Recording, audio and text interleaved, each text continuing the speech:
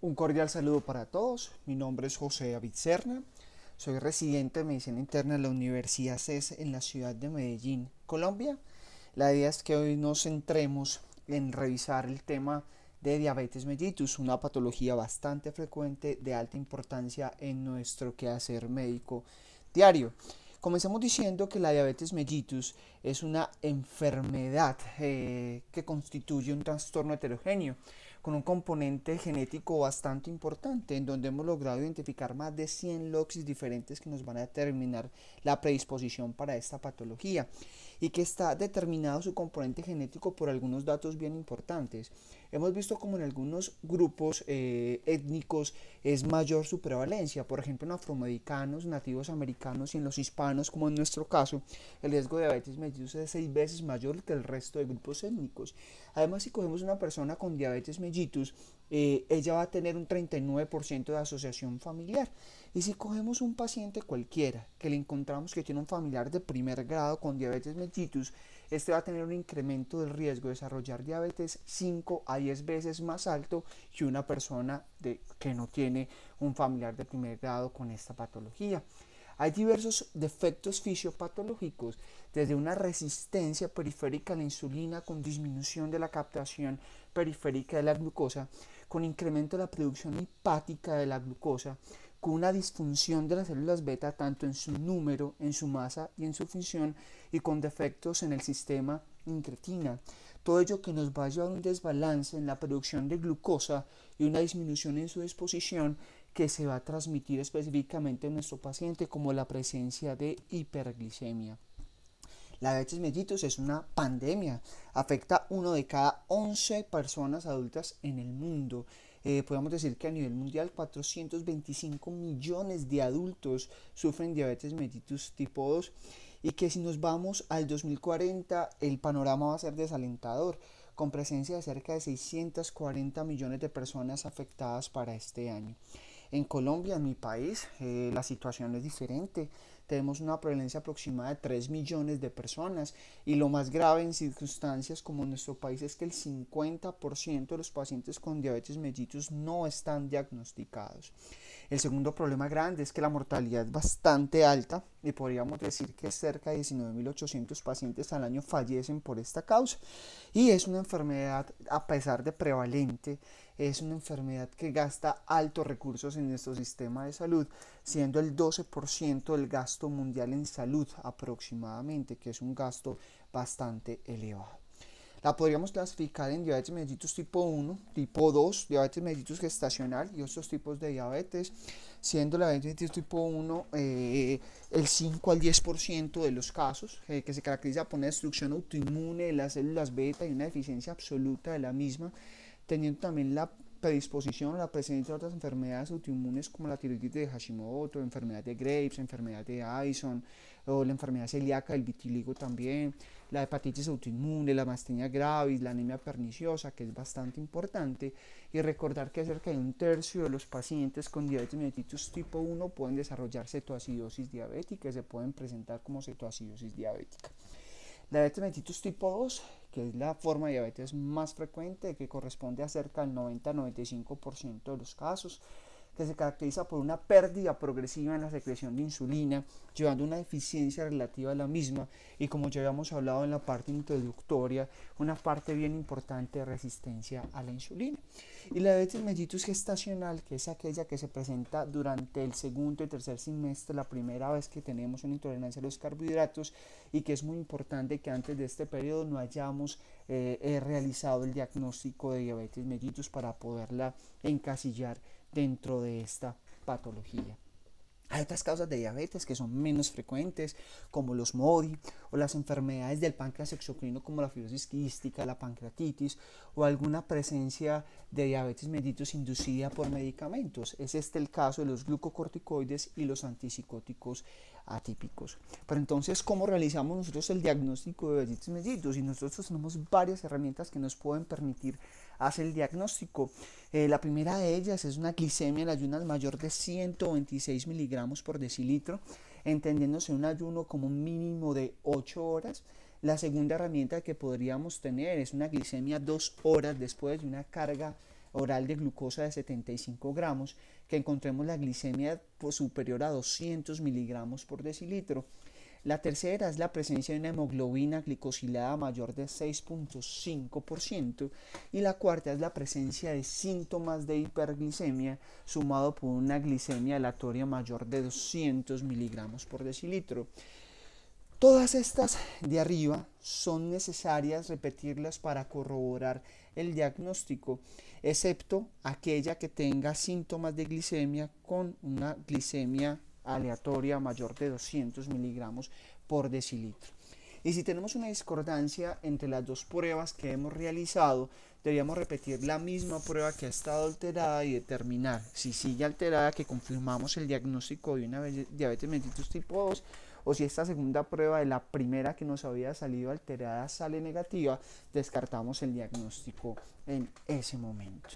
Pero hay que tener varias consideraciones importantes con la medición de la hemoglobina glicosilada para el diagnóstico de la diabetes mellitus tipo 2. Lo primero es que no requiere ayuno, que nos determina el promedio de hemoglobina glicada en los 3 meses anteriores, que no se afecta por condiciones de estrés o enfermedad aguda, lo que sí puede hacer la glicemia plasmática, que es menos sensible que la glicemia plasmática, y podríamos decir que su sensibilidad es cerca de 1/3 de identificación de diabetes mellitus, que lo puede diagnosticar la glicemia basal, que tiene mayor costo, que es menos disponible y que hay ciertas poblaciones específicas en las que es menos exacta. Por ejemplo, desconocemos su utilidad en niños y adolescentes, ya que los estudios epidemiológicos que eran la base para usar la hemoglobina glicosilada para el diagnóstico de la diabetes mellitus solamente incorporaron población adulta, y no sabemos si estos mismos valores se pueden extrapolar a la población de niños y adolescentes. Recordemos que hay unas etnias importantes en las cuales no es tan precisa, como por ejemplo en los afroamericanos, que la hemoglobina glicosilada no es útil en la presencia de hemoglobinopatías y que no se debe usar en la presencia de condiciones de alto recambio de los glóbulos rojos, por ejemplo en las anemias, ya sea hemolítica o de células falciformes, en el embarazo, el segundo y tercer semestre por la anemia dilucional, en la enfermedad renal crónica terminal con hemodiálisis, en el sangrado o la presencia de transfusiones recientes, o personas con terapias con eritropoyetina. Son medidas en las cuales la hemoglobina glicosilada no es confiable y no la deberíamos realizar o considerar para el diagnóstico de la diabetes mellitus tipo 2. Centrándonos en el tratamiento, tenemos que tener en cuenta que tenemos 3 pilares fundamentales. El primero es que un enfoque centrado en el paciente, en donde debemos tener en cuenta tanto la eficacia de la terapia farmacológica, el riesgo de hipoglicemia, tanto de los medicamentos que vamos a utilizar y de las condiciones de base propias de la persona y del individuo que vamos a tratar, que nos incrementa el riesgo de la hipoglicemia. Vamos a tener en cuenta el impacto del peso que vamos a tener con los medicamentos que vamos a usar, la presencia de efectos secundarios, los efectos renales, el costo, que para los países del tercer mundo como en los que nos encontramos es una condición bastante importante que debemos tener a consideración, y obviamente las preferencias del paciente, teniendo en cuenta que a todos los pacientes se les debe hacer cambios en el estilo de vida, y vamos a hablar algunas cosas importantes del tratamiento farmacológico. Con respecto a los cambios del estilo de vida, debemos tener en cuenta que a todos los pacientes con diabetes mellitus tipo 2 debemos de hacer una adecuada educación y un adecuado enfoque acerca de su autocuidado que debe seguir este paciente en su vida cotidiana. Debemos tener y determinar un plan nutricional, que es bien importante apoyarnos en los profesionales de nutrición para poder dirigirlo de forma adecuada. La realización de actividad física, tanto aeróbica, de resistencia y de flexibilidad, fundamental el abandono del tabaquismo y tener un adecuado apoyo psicosocial con su entorno familiar. Con respecto al plan nutricional, debemos tener en cuenta que debemos comer o ingerir o recomendar comida rica en nutrientes, por ejemplo la presencia de vegetales, frutas, legumbres, lácteos bajos en grasa, el consumo de carne magra y los granos y los frutos secos, que nos van a llevar a tener un efecto importante sobre el control glucémico, sobre los lípidos y la presión arterial, que es bastante importante. Es un plan que debe ser individualizado, teniendo en cuenta que no hay una distribución de macronutrientes ideales para todos los pacientes, que hay que tener un patrón de alimentación saludable. El objetivo es que se mantenga el peso a largo plazo, o que si vamos a tener pérdida de peso, sea con medidas que sean alcanzables por nuestros pacientes para disminuir la frustración, más o menos la pérdida de un 5% del peso óptimo. Si llegamos a perder al séptimo a 7% del peso corporal en el momento del diagnóstico. Tratar de evitar las bebidas endulzadas, limitar las grasas saturadas e incrementar la dieta mediterránea es algo bastante importante que podríamos utilizar. Con respecto a la actividad física, vamos a hacer un ejercicio aeróbico por lo menos 150 minutos a la semana. Pero cuando hablamos de una actividad vigorosa, esta podríamos hacerla hasta 75 minutos a la semana. Importante que no pasemos más de 2 días consecutivos sin realizar alguna actividad física, y que sumado al ejercicio aeróbico deberíamos sumar también ejercicio de resistencia, por lo menos 2-3 sesiones por semana, y que ellos sí no sean en días consecutivos sino en días intercalados. De igual forma, realizar ejercicios de flexibilidad y equilibrio por lo menos 2-3 veces a la semana, limitando el sedentarismo al máximo. Y una recomendación sencilla debería ser interrumpir la sedestación por lo menos cada 30 minutos. Con respecto al manejo farmacológico, hay 3 preguntas importantes que debemos siempre hacernos. La primera es el nivel de hemoglobina glicosilada, la segunda es la presencia de enfermedad cardiovascular, y la tercera es la presencia de síntomas de glucotoxicidad o la presencia de una glicemia mayor de 300 miligramos por decilitro. Preguntas fundamentales que nos van a ayudar a determinar nuestro plan terapéutico con cada paciente. Y vuelvo y recalcamos, hay que tener en cuenta siempre la eficacia, riesgo de hipoglicemia, impacto en el peso, los efectos secundarios, los efectos renales, el costo y las preferencias del paciente para escoger siempre nuestro mejor tratamiento. Y comencemos con los niveles de hemoglobina glicosilada que nos van a ayudar a determinar nuestro enfoque diagnóstico. Y los vamos a dividir en 3 grupos a grandes rasgos. Primero, con hemoglobinas glicosiladas menores de 9. Segundo, con hemoglobinas glicosiladas entre 9 y 9.9%. Y el tercer grupo, personas que van a tener hemoglobina glicosilada mayor de 10. En las siguientes diapositivas vamos a ver cómo sería el enfoque terapéutico para cada uno de ellos. Comencemos con la hemoglobina glicosilada menor de 9. Hay que tener en cuenta que el medicamento de primera elección, de primera línea, con el que debemos comenzar siempre y cuando no haya contraindicaciones, es la metformina. Es un medicamento que es altamente efectivo, disminuyendo los valores de hemoglobina glicosilada cerca a 1-2% con respecto a su valor basal, que no tiene efecto hipoglicemiante importante, y por eso el riesgo de hipoglicemia no va a ser alto, que es neutral en el peso, que es importante porque los estudios nos han demostrado que disminuye el riesgo de eventos cardiovasculares y de morir, e importante en nuestras regiones que son medicamentos de bajo costo. Está contraindicado en los pacientes que tengan enfermedad renal crónica por encima del estadio 4 con tasa de filtración glomerular por debajo de 30 mililitros por minuto, que tiene importantes efectos adversos gastrointestinales como las náuseas, el vómito y las diarreas. Y aquí comenzar con dosis bajas e ir titulando paulatinamente la dosis de forma semanal nos puede incrementar de una forma adecuada la tolerancia. Y además, si podemos utilizar medicamentos de liberación prolongada, es una segunda estrategia que nos puede ayudar bastante a disminuir los efectos gastrointestinales por la metformina. Hay que tener en cuenta que otro efecto potencial importante es la deficiencia de vitamina B12. En aquellos pacientes que consuman metformina debemos siempre estar pendientes de no tener este efecto adverso.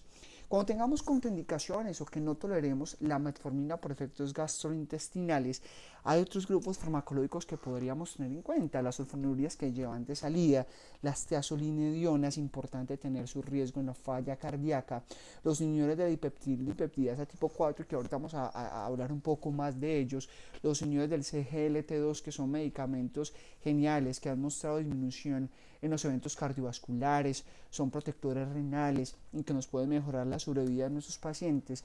Los agonistas GLP-1, que también han mostrado un magnífico comportamiento cardiovascular y que tiene un beneficio bastante grande, que es la disminución del peso, lastimosamente de alto costo, o la utilización de insulina basal. Todas ellas son medicamentos que tenemos a nuestra disposición a utilizar en los pacientes que tengan hemoglobina glicosilada por debajo de 9 y que o tienen contraindicación o tengan intolerancia para la metformina. Si estamos pacientes con hemoglobina glicosilada por debajo de 9, que comenzamos nuestro tratamiento farmacológico, vamos a medir nuestra hemoglobina glicosilada nuevamente en 3 meses y vamos a ver cómo se comporta. Si tenemos un buen control de la glicemia, si llegamos a nuestro control de metas, deberíamos continuar la monoterapia y medir una segunda hemoglobina glicosilada en 3 a 6 meses para mirar cómo ha sido nuestro control. Pero si lastimosamente, a pesar del tratamiento con monoterapia con metformina, con una adecuada tolerancia, asegurando una buena adherencia, podríamos pasar a la terapia dual. Y ya tenemos una primera indicación de terapia dual. Aquellos pacientes con hemoglobina glicosilada por debajo de 9 que a pesar de monoterapia con metformina no lograron una hemoglobina glicosilada meta, deberíamos adicionarle un segundo medicamento, cualquiera de los grupos farmacológicos previos que habíamos visto y comentado en la diapositiva anterior. Miremos el segundo grupo, son aquellos pacientes que están con hemoglobina glicosilada basal que están entre 9 y 9.9%. En ellos vamos a comenzar de una vez con terapia dual, y aquí es donde nos encontramos con la segunda indicación de terapia dual.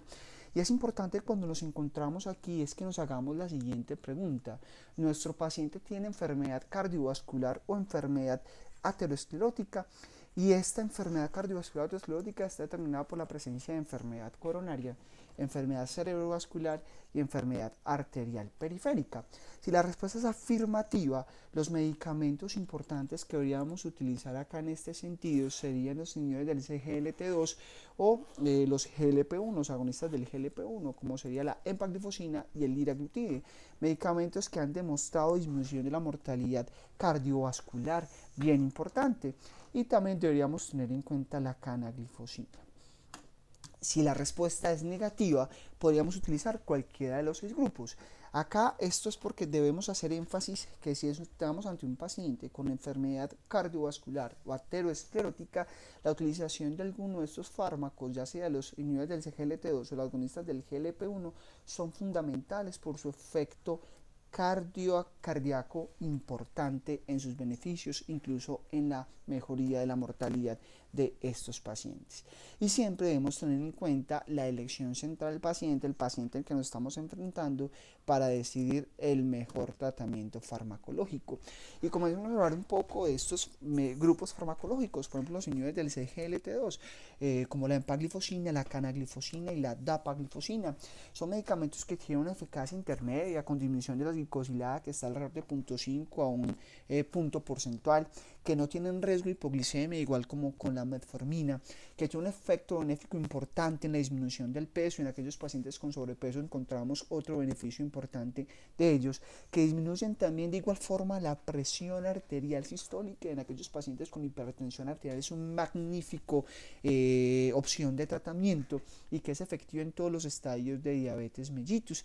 Y es bien importante, como hemos recalcado, su beneficio cardiovascular óptimo que deberíamos tener. Y obviamente hay que tener en cuenta también que son medicamentos de alto costo, un factor importante en nuestro medio, que puede predisponer a la presencia de cetoacidosis diabética, que por el efecto de la glucosuria nos puede incrementar la presencia de infecciones genitourinarias, que por disminución del volumen, por la glucosuria y por incremento de la diuresis nos puede llevar a depresión del volumen y la presencia de hipotensión, generando hipotensión ortostática, que nos puede incrementar en algún nivel la presencia de lipoproteínas de baja densidad. Y hay que tener en cuenta un riesgo importante que se ha visto específicamente con la canaglifosina, en donde vamos a ver incrementado el riesgo de fracturas y el riesgo de amputación. Y son medicamentos que debemos tener en cuenta su uso o según la función renal, bien importante, porque por ejemplo la canaglifosina no se debería utilizar si tenemos tasa de filtración glomerular por debajo de 45 mililitros por minuto. La apaglifosina no la deberíamos utilizar por debajo de 30, al igual que la empaglifosina. Es decir, que en aquellos pacientes con enfermedad renal crónica avanzada su uso no está avalado. Y esta importancia de tratar medicamentos que nos ayuden en el efecto cardiovascular es bien importante, porque recordemos que la enfermedad cardiovascular es la primera causa de morbimortalidad en los pacientes con diabetes mellitus, que la mayoría de los pacientes con diabetes mellitus tienen los factores de riesgo cardiovascular como la hipertensión, como la dislipidemia, como el sobrepeso, el sedentarismo. Recordemos que estos medicamentos nos pueden ayudar a disminuir la presión arterial y nos pueden disminuir el peso, que es la principal causa de mortalidad, como ya le hemos hablado, en los pacientes con diabetes mellitus tipo 2, y que es un principal contribuyente en los gastos directos e indirectos de la diabetes tipo 2. Recordemos que la diabetes es el responsable del gasto del 12% del gasto en salud a nivel mundial, que es un gasto bastante alto. Pasemos al segundo grupo farmacológico, como hemos hablado, como principal de los que les quiero hacer énfasis, que son los agonistas del receptor del GLP-1. Son medicamentos que tienen una eficacia alta, disminuyen mucho más la hemoglobina glicosilada con respecto a los ICGLT2, disminuyendo más o menos 1 o 2 puntos porcentuales con respecto a la hemoglobina glicosilada basal, que tampoco tienen riesgo de hipoglicemia y que también disminuyen el peso, y que específicamente con el glutide hemos visto un beneficio cardiovascular bien importante. En la otra mano podríamos tener también medicamentos que son de alto costo, que su administración es subcutánea, entonces puede generar disconfort en nuestros pacientes, que también tiene efectos gastrointestinales comunes como las náuseas, el vómito y la diarrea, que son bastante importantes y son los responsables de abandono de tratamiento con este tipo de medicamentos, que como son subcutáneos pueden generar reacciones en el sitio de inyección. Algunos reportes también nos han llegado acerca de la presencia de tumores de célula C en la tiroides en aquellos pacientes que la utilicen, y hay dudas o algunos reportes que nos han mostrado acerca de la presencia de hipoglicemia. Recordemos que estos medicamentos son fundamentales y actúan específicamente sobre el efecto incretina. Este efecto incretina son aquellas hormonas que se van a producir durante el intestino en respuesta a la ingesta de alimentos como las grasas y los carbohidratos, y que estas incretinas nos van a llevar a incrementar la secreción de insulina por parte del páncreas y a una disminución de la secreción del glucagón. Que dentro de estas hormonas incretinas encontramos el GLP-1, que es el péptido similar al glucagón tipo 1, que se produce específicamente por las células L del ilion y del colon, y que tienen una enzima que los degrada, que es la dipeptidasa tipo 4. Por eso los medicamentos, señores, de la dipeptidasa tipo 4, los señores del DPP4, son medicamentos que también nos incrementan el tiempo de exposición de estas hormonas incretinas, teniendo un efecto favorable sobre ese sentido, y ese es un mecanismo de acción importante que deberíamos tener en cuenta. Dentro del grupo de este grupo farmacológico encontramos el liraglutide, el exenatide, el semaglutide, el ixacenatide y el dulaglutide, y que son medicamentos también que debemos tener en cuenta la función renal para determinar si lo podemos utilizar o no. Por ejemplo, el exenatide está contraindicado cuando tengamos tasas de filtración glomerular por debajo de 30 mililitros por minuto. El albiglutide lo podríamos utilizar a partir de 15 mililitros minuto como el ixacenatide, pero son medicamentos que tenemos una muy poca experiencia con respecto a la disfunción renal y deberíamos tener obviamente mucho cuidado con su uso. Entonces retomemos, si tenemos pacientes en terapia dual que tengan enfermedad cardiovascular, los inhibidores del CGL4 y los agonistas del GLP-1 son fundamentales para mejorar los desenlaces en nuestros pacientes. Y si no tenemos enfermedad cardiovascular aterosclerótica, la utilización de cualquiera de otros 6 grupos farmacológicos es muy importante, y siempre debemos tener en cuenta la opinión de nuestro paciente.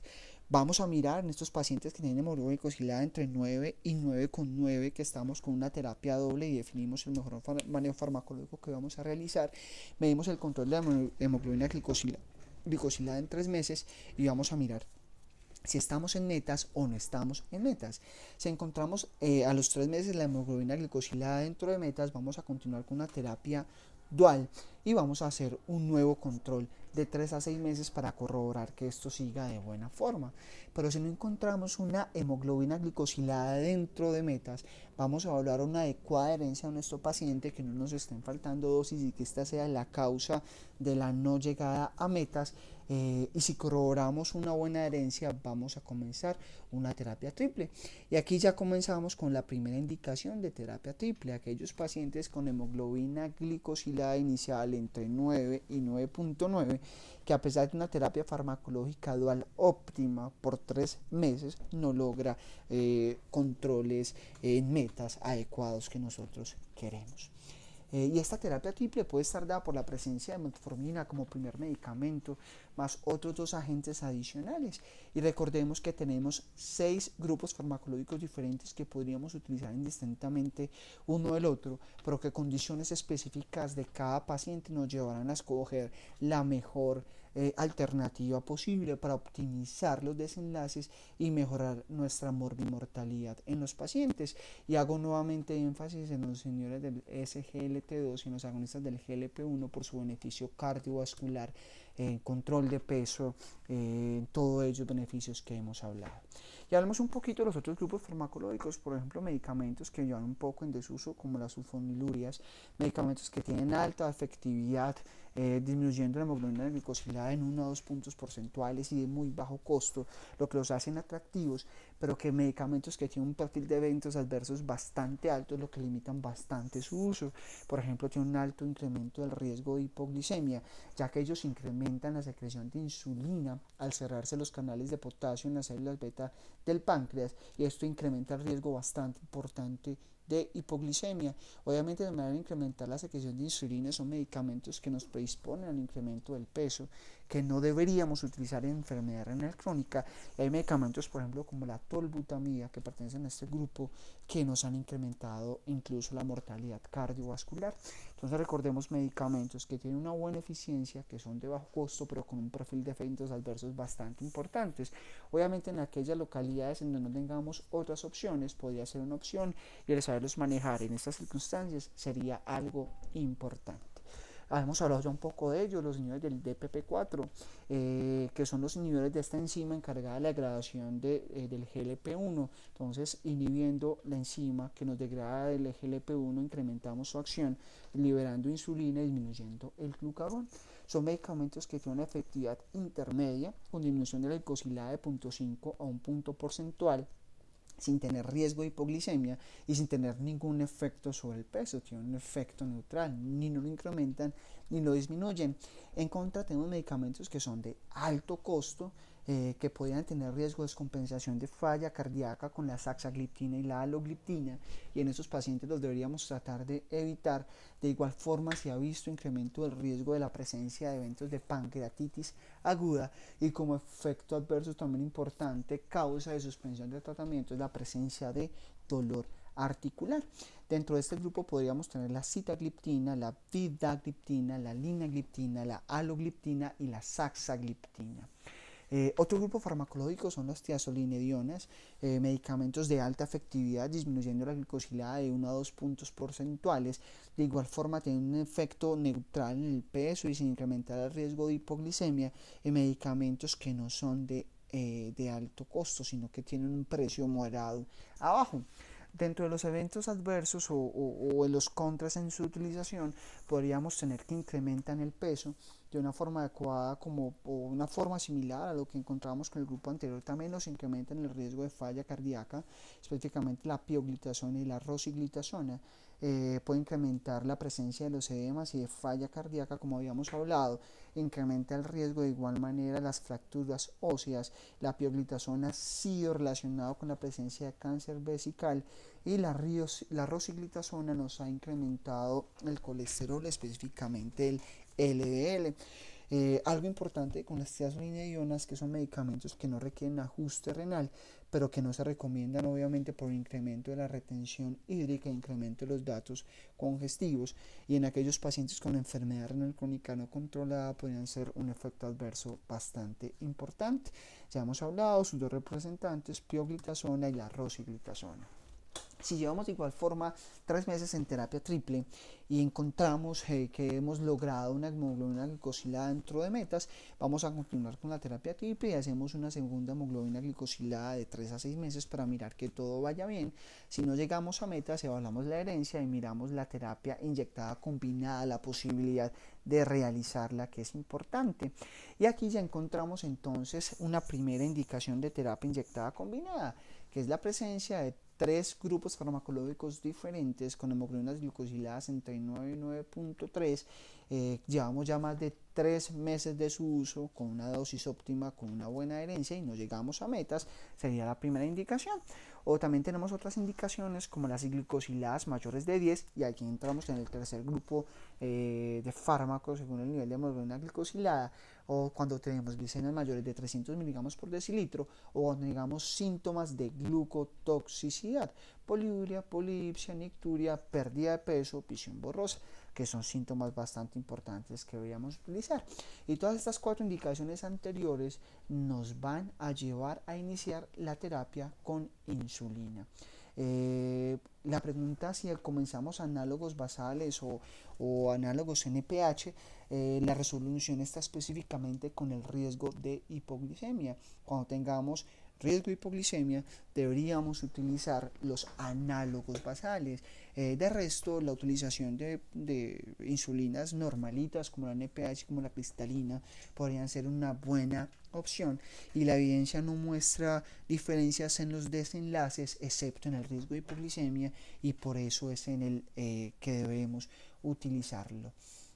Hay que tener en cuenta que la diabetes es una enfermedad de carácter progresivo, en donde va a haber una disminución relativa inicial a la secreción de insulina, pero que posteriormente va a haber un déficit importante de ella, con una acción periférica disminuida y con una resistencia de la misma. Por eso, inevitablemente, la mayoría de los pacientes, con el pasar del tiempo, con el diabetes mellitus tipo 2, van a requerir la utilización de los medicamentos insulínicos, y que esto no debe ser visto por nuestros pacientes como un castigo o como un signo de fracaso personal, sino como una evolución natural de su enfermedad. Y es importante y fundamental en este contexto automonitorear los niveles de glicemia para titular la dosis de una forma importante. Si nosotros estamos utilizando la terapia insulínica por más de 3 meses y estamos dentro de metas, vamos a continuar igual. Y si no, podríamos utilizar dosis ya combinadas de 0.5 unidades por kilogramo al día para comenzar. Recordemos que la dosis inicial cuando vamos a comenzar podría ser 10 unidades de insulina, ajustando su dosis según el automonitoreo con la glucometría en su hogar todos los días en ayunas. Y si no la encontramos en metas, podríamos incrementar de un 10 a un 15% de la dosis basal, o 1 o 2 unidades diarias hasta lograr el control requerido. Si no logramos un adecuado control, podríamos utilizar dosis ya de 0.5 como lo hemos visto. Y vamos a hablar un poco de la terapia inyectada combinada, que es la utilización de esta insulina basal con 3 opciones diferentes. La primera es la utilización de una insulina basal más una insulina rápida antes de la comida más grande del día, que generalmente es el almuerzo. La segunda opción es utilizar una insulina basal con un agonista del GLP-1, o la tercera opción es cambiar las insulinas premezcladas 2 veces al día con el desayuno y con la comida. Estas son las 3 herramientas importantes que deberíamos tener, y miremos cada una de ellas. La primera, la utilización de una insulina basal con insulina de acción rápida. Podríamos utilizar esta insulina de acción rápida más o menos 4 unidades, o determinar 0.1 unidades por kilogramo de peso, o el 10% de la dosis de la insulina basal que estábamos haciendo. Y tener en cuenta que si tenemos una glicosilada menor de 8, deberíamos disminuir la dosis de insulina basal para disminuir el riesgo de hipoglicemia. Que le recuerdo nuevamente, la insulina basal se debería ajustar de forma semanal, 1 o 2 veces a la semana, según el nivel de glicemia en ayunas, incrementando de 1 a 2 unidades de 1 a 2 veces por semana, o también se puede tomar incrementos de 10 al 15% de la dosis que estamos utilizando.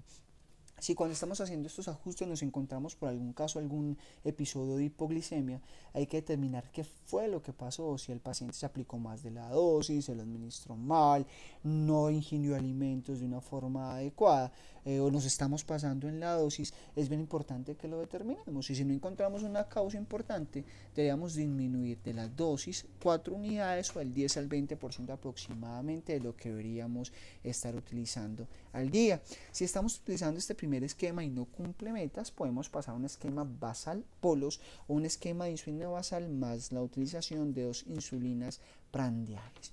Vamos al segundo esquema inyectado, que sería el esquema basal más un agonista del GLP-1. Es una alternativa interesante porque nos disminuye el riesgo de hipoglicemia, nos disminuye la pérdida de peso, pero por sus efectos gastrointestinales, como hemos hablado, es menos tolerado y tiene alto costo. Las opciones a utilizar podría ser la glargina del lixisenatide y el Degludec con la liraglutide. Si a pesar de utilizar un esquema basal de insulina con agonistas del GLP-1 no cumplimos metas, podríamos tratar alguna de las otras dos opciones que estamos hablando en este contexto. Y la tercera opción de uso de terapia inyectada combinada sería la utilización de una insulina premezclada 2 veces al día con respecto a la insulina basal y sumado a la insulina basal, que sería la administración de una segunda dosis de insulina antes del desayuno y antes de las comidas, y que se podría ver diferentes esquemas como lo vemos en la diapositiva. De igual forma miramos si cumple metas o no cumple metas, y si no cumple las metas deberíamos adicionar una tercera dosis antes del almuerzo. Y si no cumple metas podríamos considerar el esquema basal bolos o la premezclada con las 3 dosis adicionales. Les recuerdo lo que les he recalcado: deberíamos ajustar la dosis de insulina 1 o 2 veces por semana, incrementando 1 o 2 unidades de la insulina basal, un 10 al 15% de la dosis total que veníamos utilizando. Si tenemos hipoglicemia, hay que determinar y corregir la causa importante que nos la está causando. Si no encontramos una causa, haríamos disminuir 4 unidades o al 10 al 20% de la dosis que estamos utilizando para disminuir este riesgo de nuevos episodios, y deberíamos continuar la metformina por sus efectos importantes siempre y cuando no hayan contraindicaciones y haya una adecuada tolerancia. Y miremos algún grupo o algún grupo etario importante como es el de los adolescentes y que debemos utilizar en ellos. Es importante que en ellos el ejercicio es fundamental y deben utilizar por lo menos 60 minutos al día de ejercicio.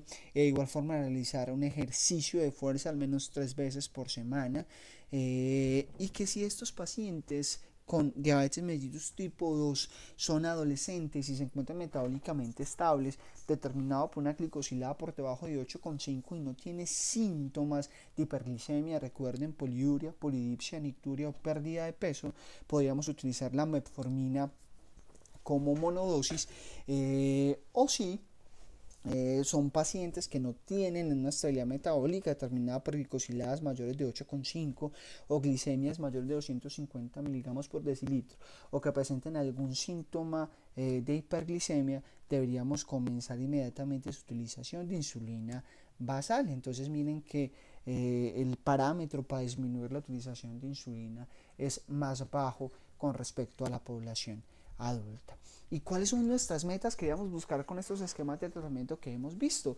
Tener hemoglobinas glicosiladas por debajo de 7, tener glicemias preprandiales entre 80 y 130 miligramos por decilitro y glicemias postprandiales 1 o 2 horas después del consumo de alimentos por debajo de 180 miligramos por decilitros. Hay que tener en cuenta que esquemas más intensivos y metas más intensivas nos pueden llevar a disminuir un 25% de los eventos cardiovasculares, pero que de igual forma nos hace incrementar el riesgo de hipoglicemia de una forma bien importante, y por eso debemos sopesar siempre en una balanza de una forma adecuada el riesgo y el beneficio, y que estas metas hay que individualizarlas y que dependen de muchos factores. Por ejemplo, el riesgo de hipoglicemia: si tenemos pacientes de alto riesgo de hiperglicemia, pacientes frágiles, debemos ser menos estrictos con su control, y pacientes de enfermedad avanzada con múltiples comorbilidades con alto riesgo de hipoglicemia, valores alrededor de 8 podrían estar aceptados. Por el contrario, pacientes de bajo riesgo de hipoglicemia podemos hacer un control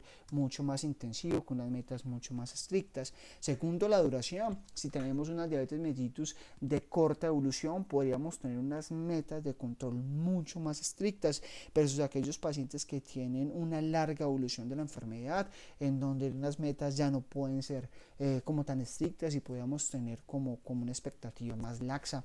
Con respecto a la expectativa de vida, es fundamental, porque si son de edad avanzada, enfermedades graves que tienen un riesgo alto de mortalidad a corto plazo, deberíamos tener niveles más laxos de hemoglobina glicosilada, y aquellos pacientes jóvenes con altas expectativas de vida deberíamos tener medidas más estrechas de control.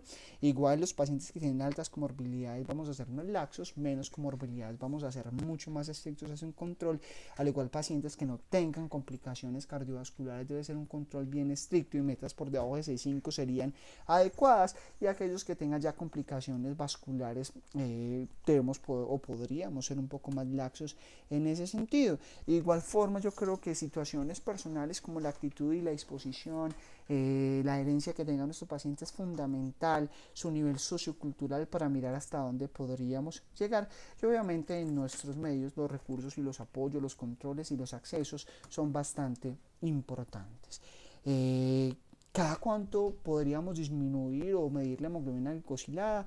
Ya vimos que inicialmente a los 3 meses, un segundo control de 3 a 6 meses, pero posteriormente debemos hacerlo por lo menos 2 veces al año si el paciente ya ha estado en metas, y es un paciente que no está en metas, deberíamos hacer cada 3 meses o deberíamos hacer un nuevo control a los 3 meses cuando hagamos algún cambio del tratamiento. Eso era todo lo que le quería compartir el día de hoy. Espero que haya sido de su agrado y quedo pendiente si alguna duda, alguna pregunta por medio de los representantes los pueden hacer, y para mí fue un gusto haber compartido con ustedes. Les deseo un muy bonito resto de tarde.